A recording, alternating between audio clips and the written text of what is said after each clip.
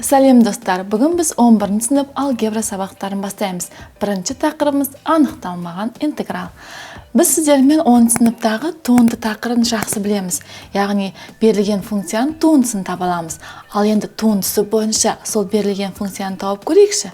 Яғни енді туындыға кері амал интегралдау амалын қарастырамыз. Мысалға, анықтамасын айта кетейік, яғни кез келген АВ аралығында y тең f от x және y тең f от x функциялары үшін f'(x), яғни үлкен f от x-тен туындалғанда f от x функциясы шығатын болса, онда берілген функцияның f от x функциясы алғашқы функциясы болып табылады. Оны мысал түрінде қарастыратын болсақ, мысалы y тең x куб.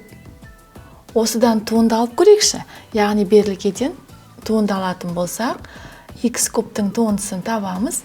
Ол бізде 3x квадрат болады.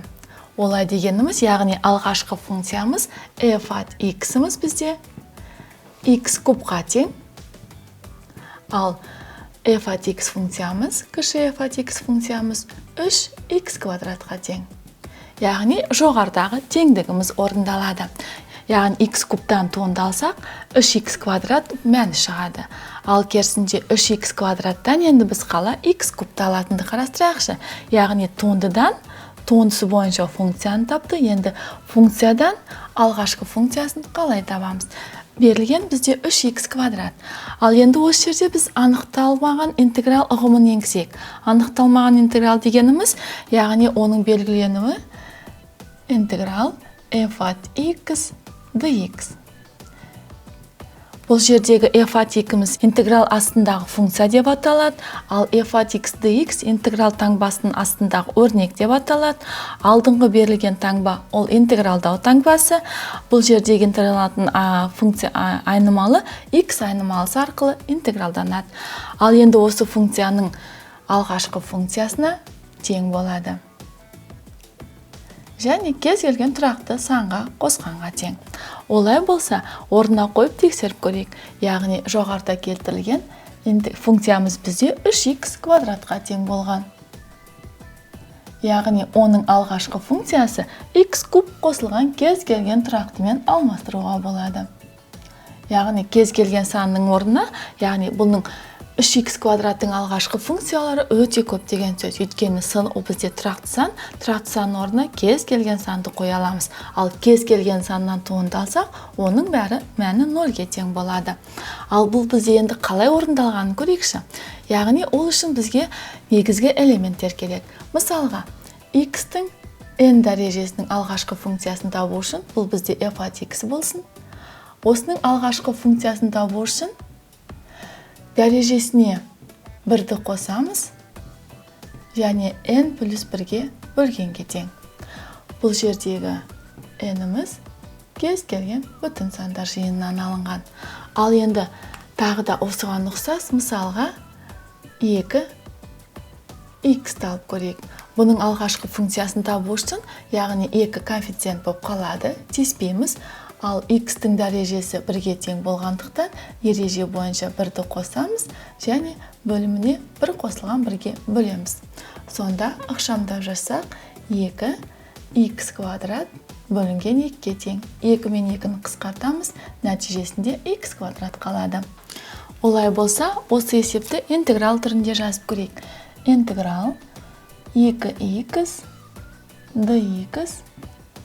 Интеграл астындағы функциямыз 2x-ке тең, ал оның алғашқы функциясы x квадрат қосылған с болады. Ал осы анықталмаған интегралдың қасиеттеріне тоқталайық.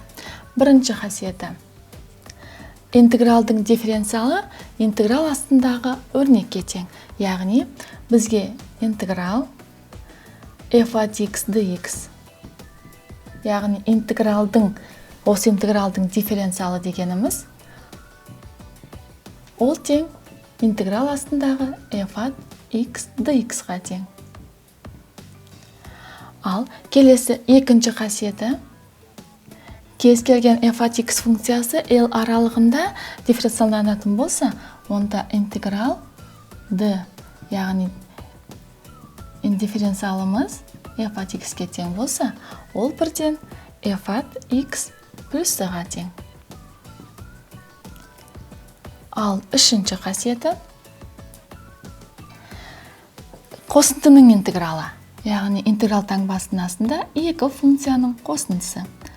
Ол бізде f от x қосылған g от x функцияның интегралы. Осы әр қосылышты жеке-жеке интегралға шығарып, нәтижесін қосқанға тең.